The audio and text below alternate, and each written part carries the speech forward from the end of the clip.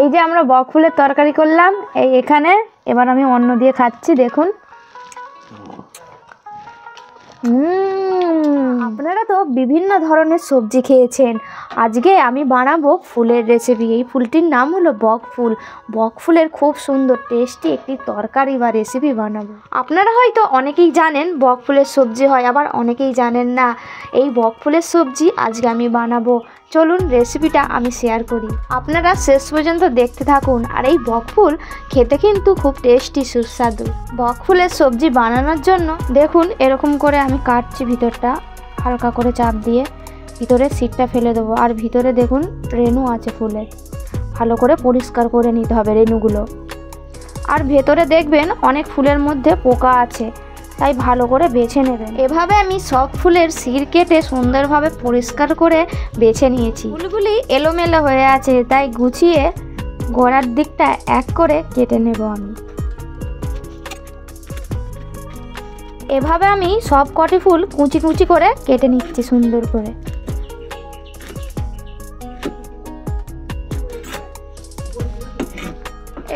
এই যে দেখুন আমি ফুলগুলো কুচি কুচি করে কেটে নিয়েছি, ক্যাপসিকাম কেটে নিয়েছি। এবার মশলা করব, মশলার জন্য এই যে আমি টমেটোগুলো কেটে নিচ্ছি। এতে একটু আদা দিয়ে দেব, সেই জন্য আদাও কেটে নিচ্ছি। এতে আমি একটা কাঁচা লঙ্কাও কেটে দিয়ে দিলাম। অল্প পরিমাণ এতে 4 মগজ দিয়ে দিলাম। তাহলে এতে কি দিলাম? টমেটো, আদা, কাঁচা লঙ্কা আর 4 মগজ। এবার এটা মশলা করব। এই যে দেখুন মশলা আমাদের রেডি, মিহি করে সুন্দরভাবে বেটে নিয়েছি। কড়া গরম হয়ে গেছে, এবার কড়াতে আমি তেল দেব। তেল দিয়ে ক্যাপসিকামটা ভেজে নেব। ক্যাপসিকামটা যতক্ষণ ভাজা হচ্ছে ততক্ষণে আপনারা আমাদের চ্যানেলটিকে সাবস্ক্রাইব করে বেল আইকনটি ক্লিক করে দিন। আর অবশ্যই কিন্তু বাড়িতে এই রেসিপিটা করবেন। কেমন খেতে হয়েছে আমাকে কমেন্টে জানাতে ভুলবেন না কিন্তু। আমি এখন ধনেপাতা কেটে নিচ্ছি। ক্যাপসিকামটা ভাজা হয়ে গেছে, এবার এতে আমি একটু 5 ফোড়ন দিয়ে দেব। এবার বাটা মশলাটা আমি দিয়ে দিলাম, ভালো করে ভেজে নেব মশলাটা।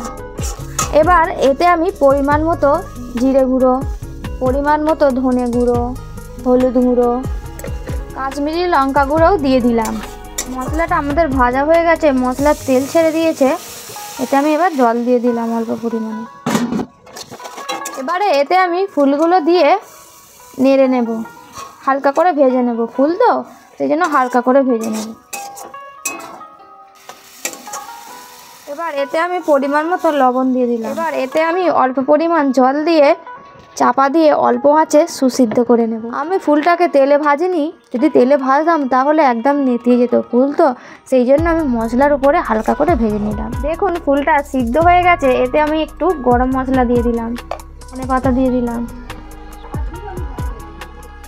তো আমাদের বক ফুলের সবজি রেডি হয়ে গেছে। আপনারা অবশ্যই কিন্তু বাড়িতে বানাবেন আর ভিডিওটিকে শেয়ার করবেন। হরে কৃষ্ণ।